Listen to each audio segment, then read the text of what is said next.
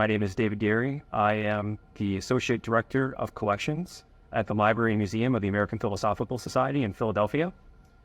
Part of my job is to oversee the printed materials and the manuscripts of the Society.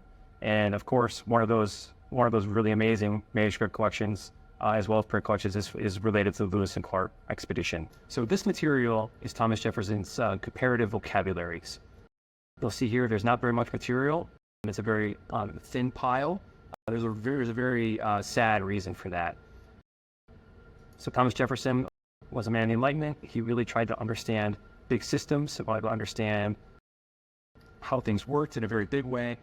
One of his areas of interest was native languages. His idea for the study was to try to get as many examples of native vocabularies as he could. So he came up with a list of several hundred words that he had on printed forms that he would give to people like diplomats or merchants or soldiers who were going out to areas where native peoples might be, and asking those people to get as many words as they can from that list.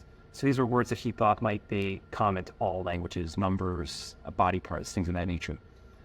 People did this for him for decades. He gathered all this material together. So this project meant a lot to him. He put all this material together. Part of this collection was Meriwether Lewis's gathering of vocabulary words from native groups during the Lewis and Clark expedition. Unfortunately, we don't have any of them because the material here met a very sad end.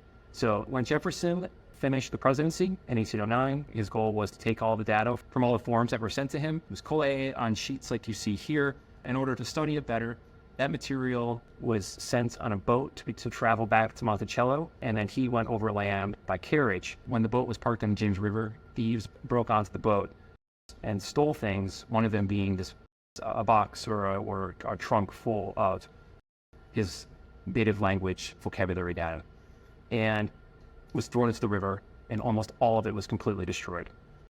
So when Lewis and Clark were at Fort Mandan in 1804, 1805, they sent back 14 vocabularies that made their way back to Jefferson.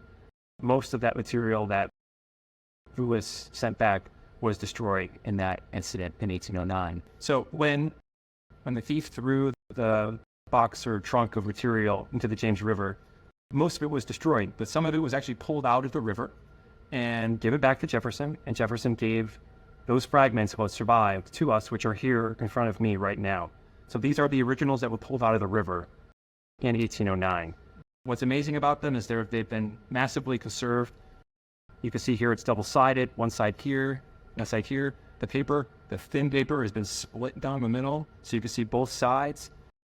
It was a very extensive set of work that was done to make this available and to help them survive in the future.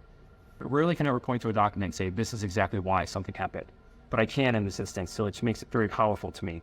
So the APS started its work on native languages because of this document, because of the tragedy that happened to Jefferson.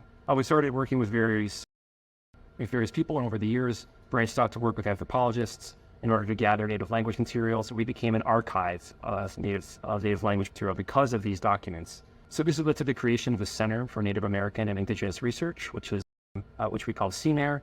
And this center here at the APS works with tribal groups all over North and South America to acquire and help different indigenous groups get access to the materials that relate to their culture. Basically, what we're trying to do is recreate the thin spirit of what Jefferson was doing here. We work with 275 different tribal groups and entities to support language revitalization and to get materials that are related to them back to them, all because of the beginnings of our language gathering. It is one of the most important parts of the mission we have today, all stemming from this terrible tragedy and this stack of about, maybe 24 sheets of paper.